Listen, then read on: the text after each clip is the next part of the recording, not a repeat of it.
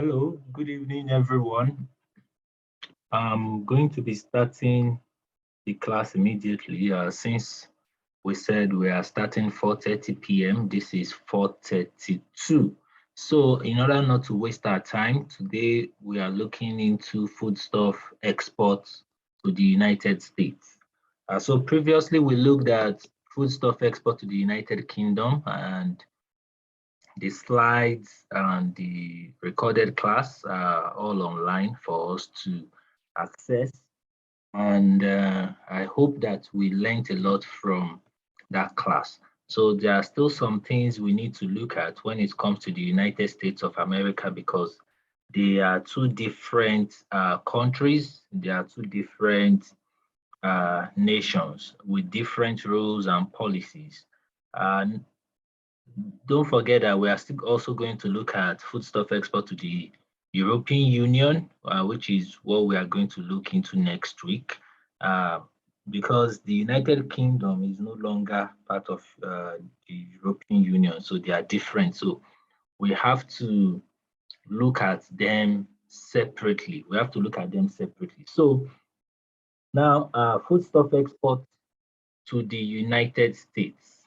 Foodstuff exports to the United States. So, like we know that there are some items that will be accepted in the United States, and there are some items that are also not going to be accepted. So, what we are going to be doing is to look into these products, to look into what we can send and how we can send it, and rejected items, restricted items to the United States. Then we end it with payments, logistics, and all that, just like we did with the previous class, which was foodstuff exports to the United Kingdom. The United Kingdom. So, in the United States, as we know, is bigger, larger than the United Kingdom. So prospectively, if you look at it, there will be a lot of Nigerians in the United States. If you can't compare the population of Nigerians in the United States with what we actually saw in the previous class in the United Kingdom. So in the United States, we have millions of Nigerians currently living or residing in the United States that we now have like first generation, we have second generation, we are even talking about third generation of Nigerian Americans. So if you go to Wikipedia, you will see a section on Nigerian Americans. So we have, uh, we have African American, we have Nigerian American, we have Yoruba American, we have Igbo American, we have Hausa American. So now it's going into that level because we have lots of Nigerians who are established and who are, who have moved down there. Please mute yourself, please.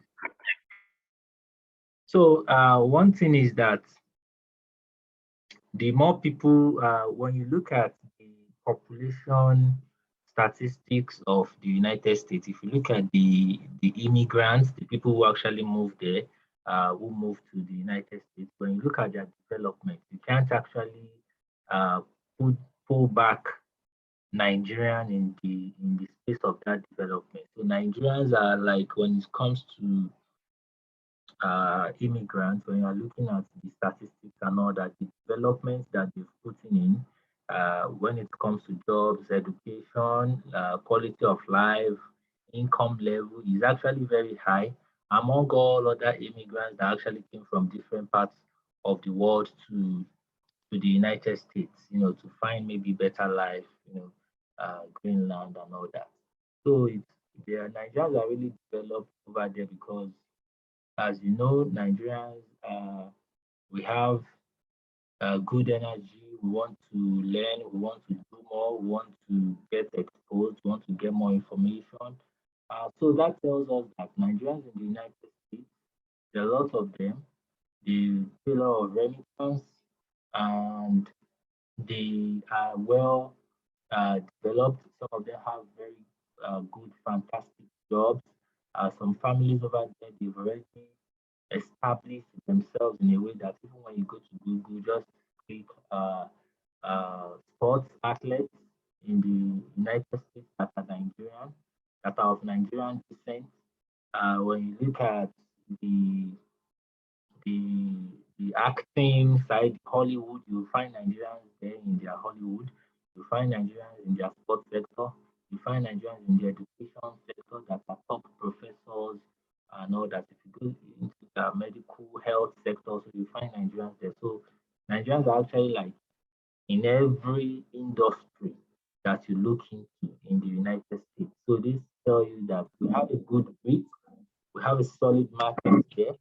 So in fact, you can say that with what Nigerians have been able to do or have been able to accomplish in the United States of America, we have not even scratched the surface. We have not even scratched the surface of what we can export or of what we can send to the United States. So please mute yourself, Mr. Chang.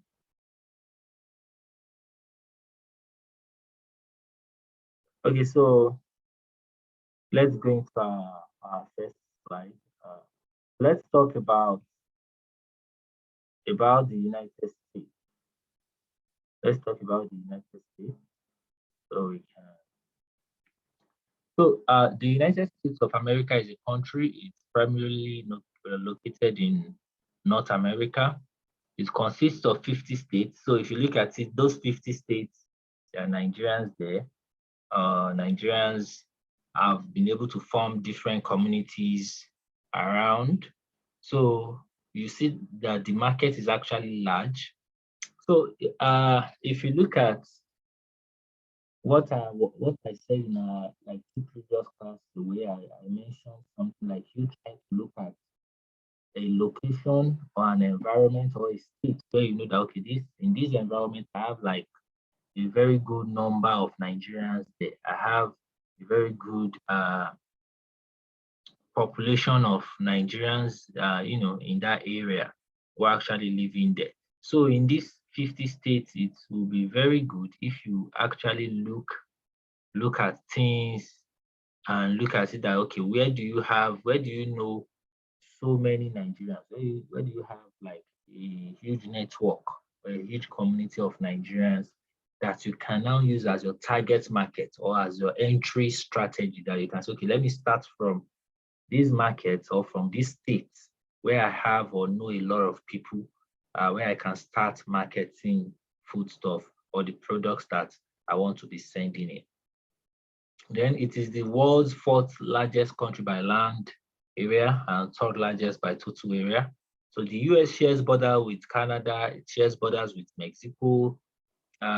It has maritime borders with Bahamas, Cuba, and Russia. So like, look at this Canada and Mexico. So it tells you that if you have a good business, because the way we think now in the area of technology, because of technology has actually made the world a bit smaller so that we can communicate, we can do business faster and easier and seamlessly. So when you look at all these, if you have a solid business in the United States, it's easy for you to find a way in which you can also enter into Canada and Mexico. So there are Nigerians in Canada. The community is really, really growing in Canada. So I don't really know much about Nigerians in Mexico, but I know there'll be Nigerians there as well. So you can even look at it, okay, maybe that's even a prime area in which the community is just growing. And if you can tap into that community earlier, before it becomes, very huge and competitive, you could have, gained like a major market share. You could have gained a major market share in that area, in that environment. So it is the third most populous country in the world, over 331 million people. I think that should be after China and India. So the capital of the United States is Washington, D.C. So in case you have people there, the most popular city and the financial center is New York. So you know, if you are looking at prime areas, if you are targeting the prime market, the people you know that, okay, maybe your product or whatever you want to sell, whatever you want to send, ship there is going to be very expensive, and you need people who can afford it. These are like prime areas that you can look into for you to really, think about or work on. So the United States is the third most populous country in the world after China and India. In 2018, there were almost 90 million immigrants, and the US-born children of immigrants in the United States amount to 28% of the overall US population. So which means that in the United States, as at 2018 alone, just in that year, there were 90 million immigrants from different areas, from different countries around the world. So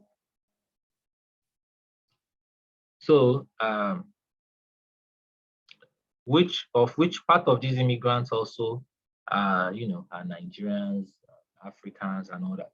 So African Americans constitute the nation's largest racial minority and third largest ancestry group.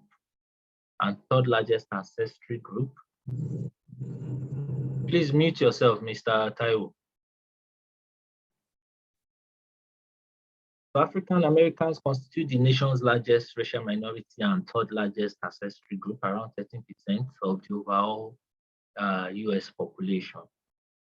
So the 2019 American Community Survey estimated that there are about 461,695 United States residents were of Nigerian ancestry. That was the survey they made in 2019 for American community. Okay, so I had to list these out so that we can go through it.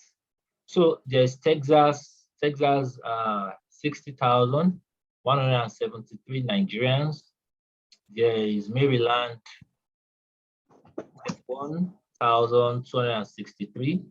Please kindly mute yourself. Please, if you are not on mute, please mute yourself. So the New York, there is 29,619. California, there is 23,302.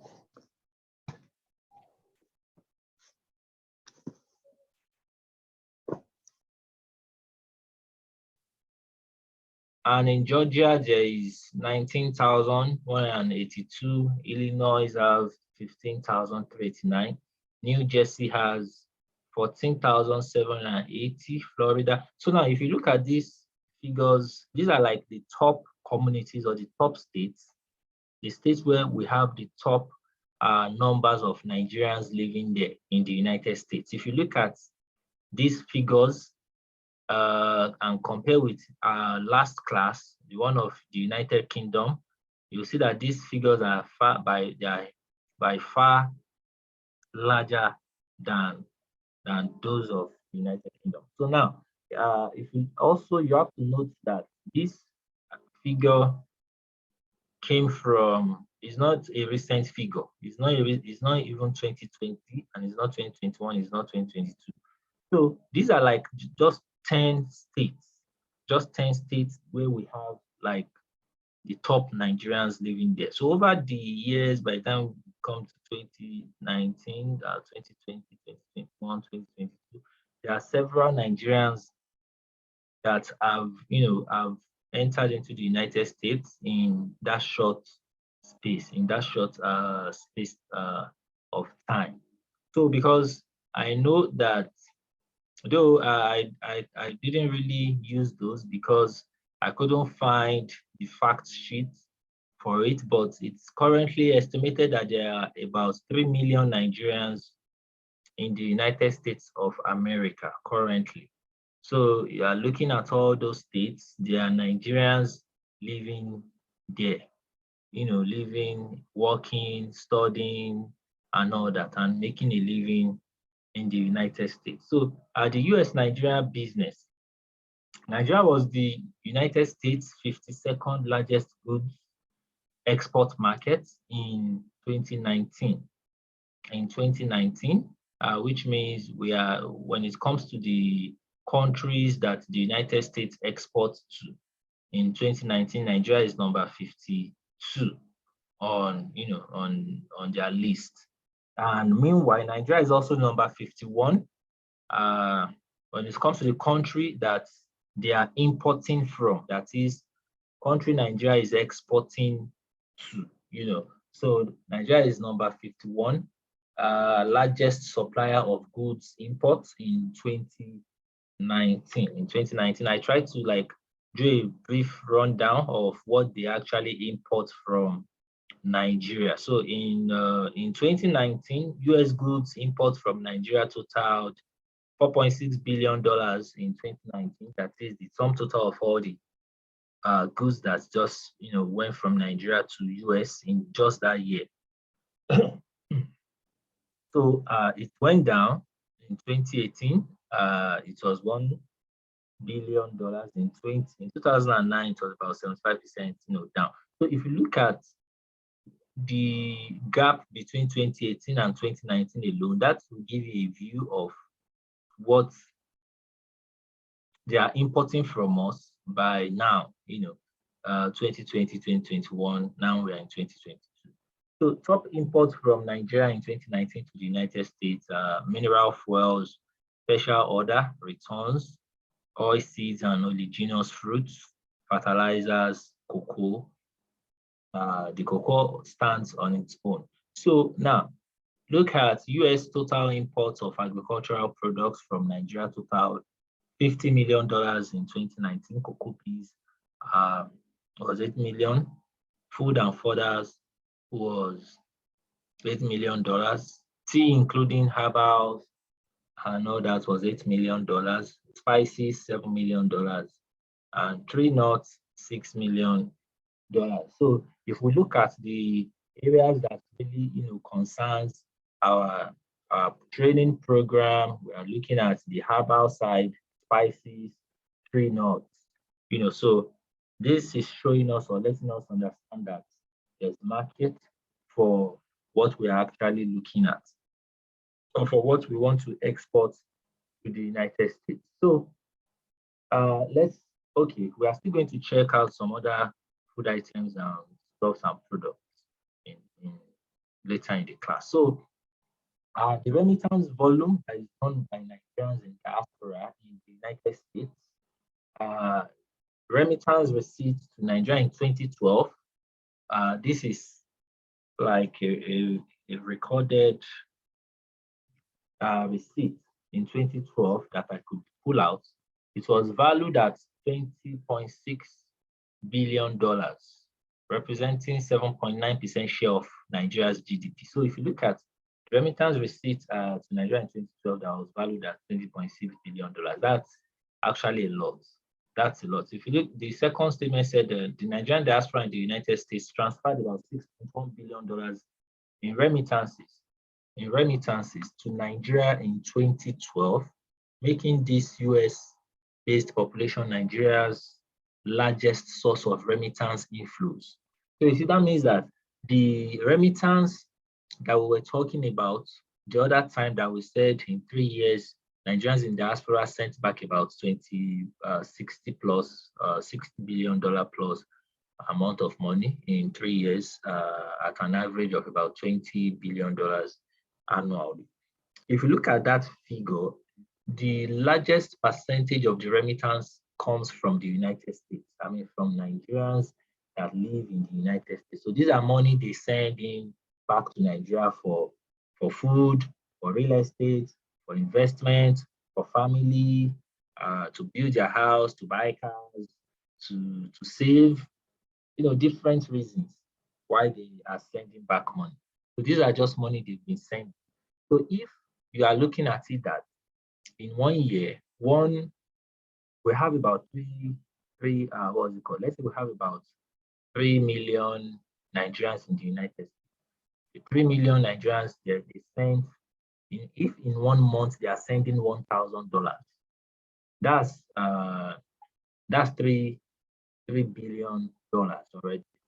So if they do that in 1 year, you can look at the amount of money that they've remitted, that they've sent back to Nigeria at the end of it. So the reason we are looking at remittances is just for you to know that, okay, the market, the inflows is actually there. There's no excuse like, oh, we don't have Nigerians in the US, or maybe they actually don't buy anything from us in Nigeria, that kind of thing. So they actually do. So this is what it means, that we are doing a lot of business together, a lot of trade business together. So which means that your cut is in that remittance. At least we must be able to get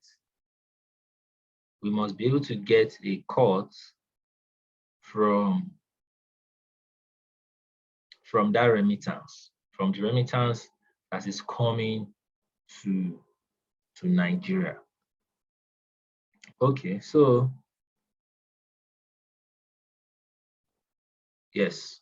Now, if you look at these remittance inflows to Nigeria by sending country and the Nigerian immigrant population of 2012, this is actually 2012 statistics. What I want us to really look at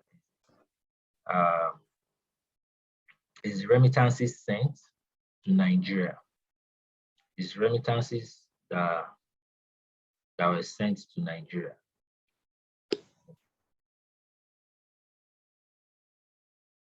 So if you look at the United States, we have $6.1 billion.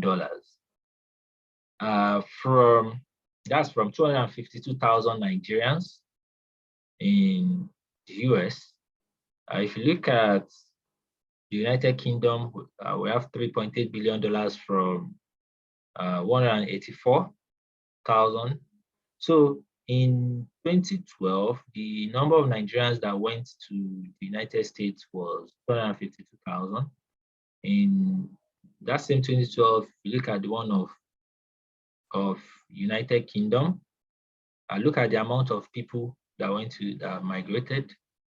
Look at Chad, Italy, Cameroon, Spain, Germany, Ireland, Benin Republic, Cote d'Ivoire, Canada, Sudan, Niger, Saudi Arabia, and Gabon. Now, these are some of the things I want you to look at.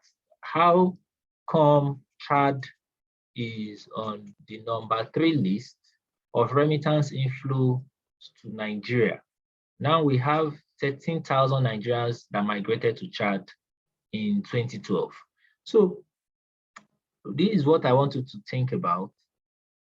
Like I always say in all our trainings, in all our classes on exports, it's not until you export to UK, it is not until you export to US, it's not until you export to China or to Australia. Sometimes you need to look inward. Sometimes maybe your product or whatever you are selling will even do far better in surrounding countries like this Chad, like this Niger, like Cameroon, countries that they share borders with us that are not even far at all. So sometimes you might look into all those areas. Like Sudan, for instance, I don't even, how many Nigerians are in Sudan? Why are there 15,000 migrants in Sudan from Nigeria? So those are like the questions to ask. So I know for sure that we have Nigerian food stores in Kenya. We have is this Mauritius? I think we have in Namibia. We have in Namibia. I can't really say about Botswana. I know we have in South Africa. We have in some countries like that, but we need to also explore more markets, because these are countries that we are looking at now on this list that is also questioning our thought process for us to think more about it. So let's go to our next slide. Okay, so food items you can export to the US. So if you want to, for that previous slide, if you are looking into actually exporting, to like countries around the countries around Nigeria, neighboring countries, so just do your research well. try to look at the community of people you can actually access, talk to, what they need, what they are buying, and all that. You know, you can even send your goods via road, so they don't even have to go by air. You can just use ABC transport. You can use I don't know if GIG is going to Benin now. You can use, but I know of ABC Transport, and I think Chisco also does these inter countries around West Africa also.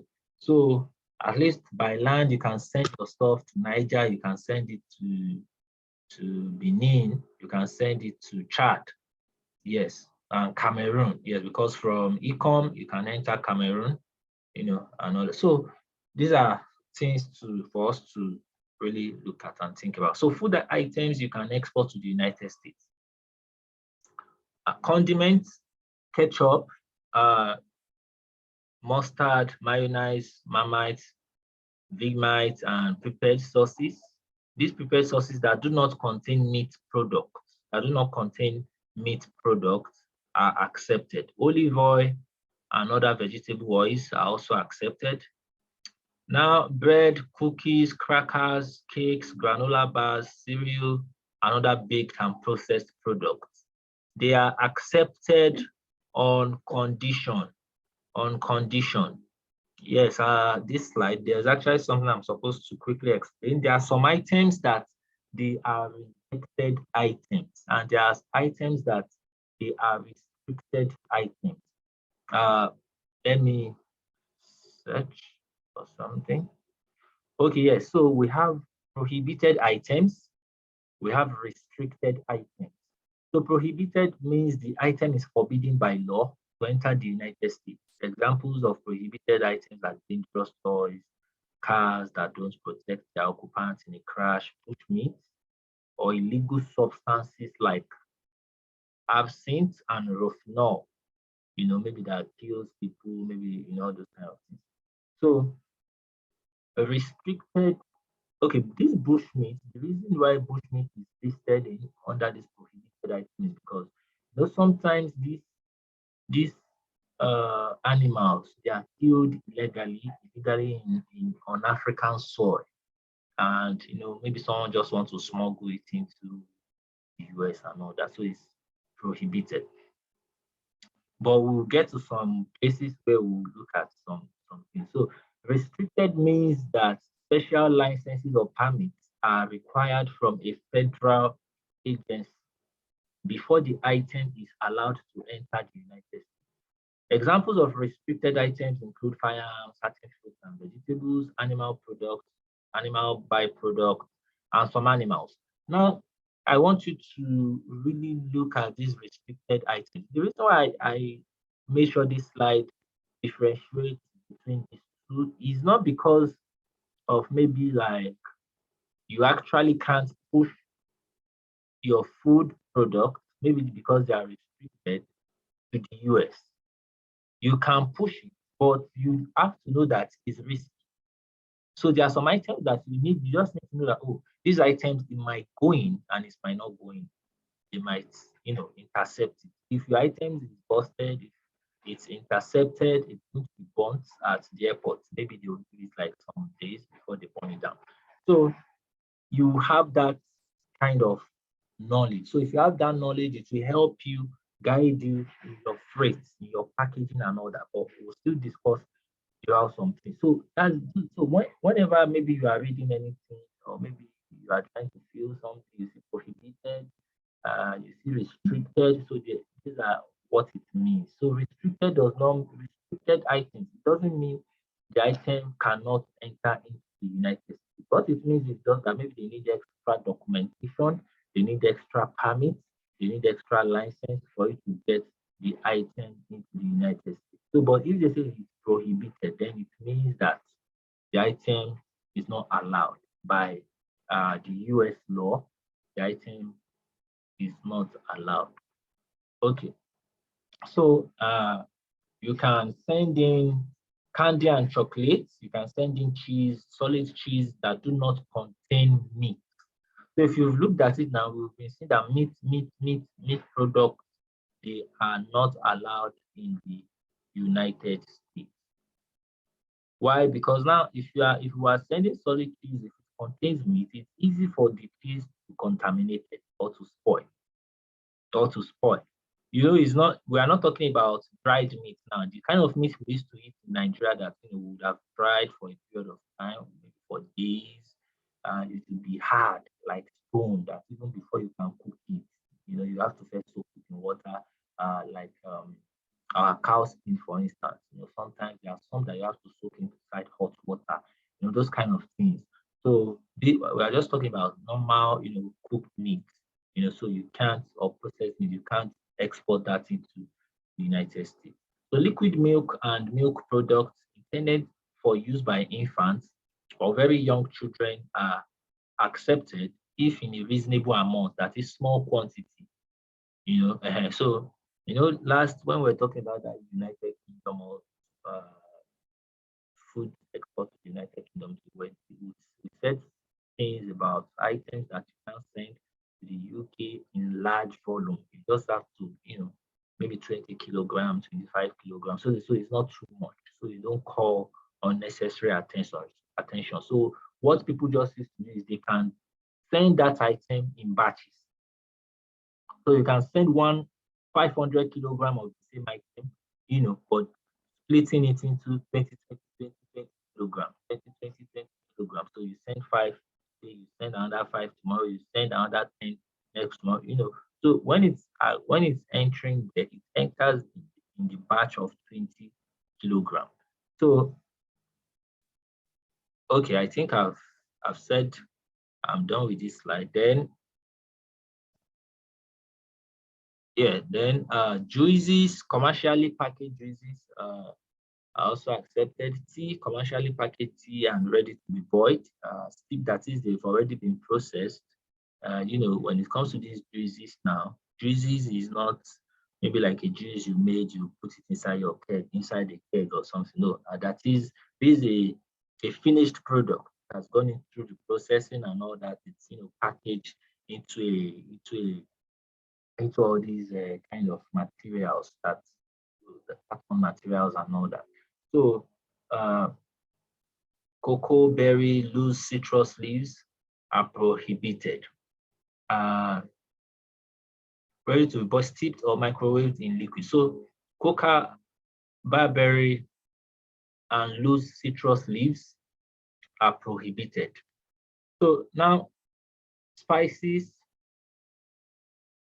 most dried spices are allowed except for orange, lemon, lime, and other citrus leaves and seed, lemongrass, and many vegetable and fruit seeds.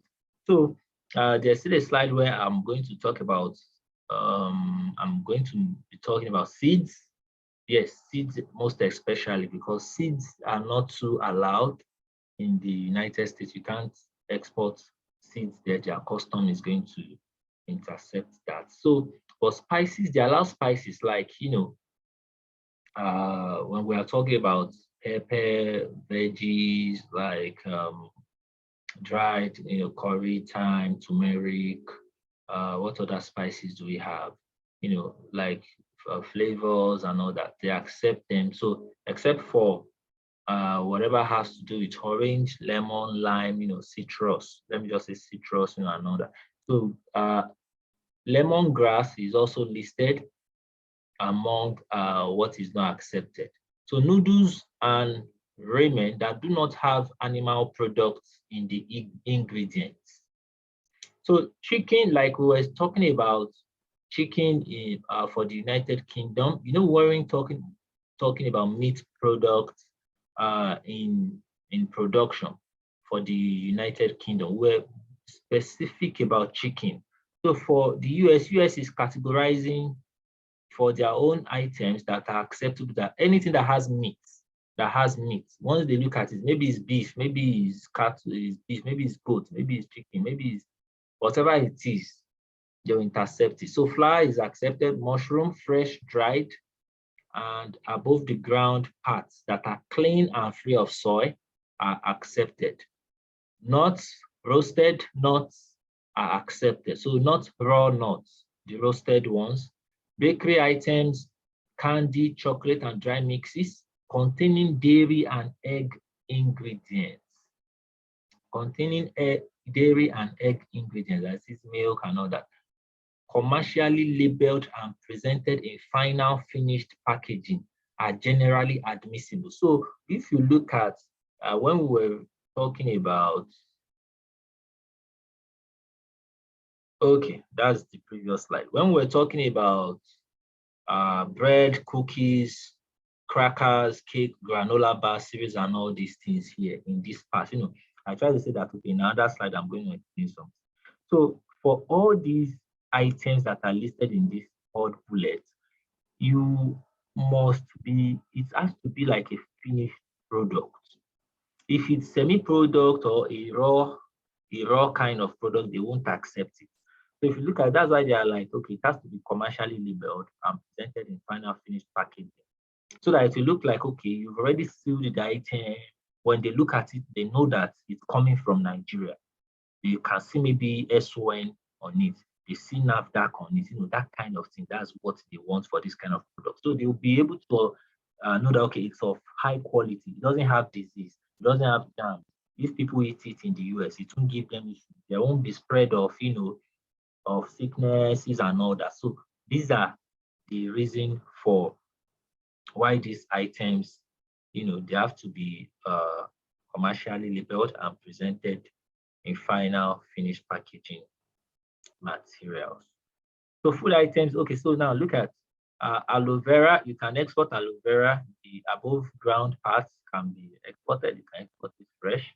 Coconut husk must have been completely removed and cannot have sprouts, so it's not coconut that, because that's why I said anything seed, they don't want. Seedling, whatever can sprout, that maybe you want to go and plant something in the US, because they protect their soil, protect their ground, protect everything over there. So you can't just come, bring a seed and start, bring an animal, they don't want that. So coconut husk, now garlic, peeled cloves, you've peeled it and all that, you've removed, So for ginger, it has to be cleaned, no sand, and all right. So St. John's bread, pod, tamarind bean pod, and water chestnuts, come or not only. I don't really know much about those, but they are also in the list of the things that are admissible, that are accepted in the US. So we have about 3 minutes to go for this session. So if we are logged out, just click the link and class continues. So, okay, so I've explained this when it comes to prohibited, restricted items. So meats, we've been mentioning that meat for some time now. So you already know, we've mentioned dairy, we've mentioned egg, we've mentioned poultry. So you've noticed that in the previous slide here, these things, they need to come as a final product, not as a raw product, not as an unprocessed or semi-processed. They have to come out in finished product. So meat, milk, egg, poultry, and their products, including products made with these materials, are either prohibited or restricted from entering the United States. So if they are coming in final finished products, when they are coming in final finished product, it means that they've undergone some tests, some quality, you've collected ISO, you've collected SON, you've collected NAFDAC, has barcode, it's the packaging. It's nice, it's solid. They will accept it. They can see the ingredients, they can see the net weight, they can see what the products contain to know that, oh, this is a very good product that people can consume. So when you are exporting there, you can't tell them that, oh, this is for Nigerians. That's how we eat it at home. No, they won't accept that, because they also look at it that what if the Nigerians, they develop maybe any form of sickness or something, and they spread it to people living around there. Or maybe they develop the flu or something. So it has to come in final finished product. Then pork and pork products are not accepted from Mexico. However, at the land border, a thoroughly cooked small amount for personal use is allowed. So maybe you are going from Mexico to the United States, you are taking pork or pork products, they can allow that. So baked goods, seafood, canned and packaged goods, candy and chocolates, etc., must be labeled with country of origin, ingredients, and nutrition information. So we have less than a minute. So now, what does this mean? What this means is that, like we said in the previous slides, these items must come in final finished products. So that's why they are saying, okay, it must the product must appear with a labeled country of origin, that is made in Nigeria, made in Ghana, or whatever, where they actually produce the product from, ingredients, nutritional information. You can even put halal certified on it, for Muslims in that community also. So what is the United States? What are they trying to teach us? What are they trying to tell us with these policies and restrictions? Is for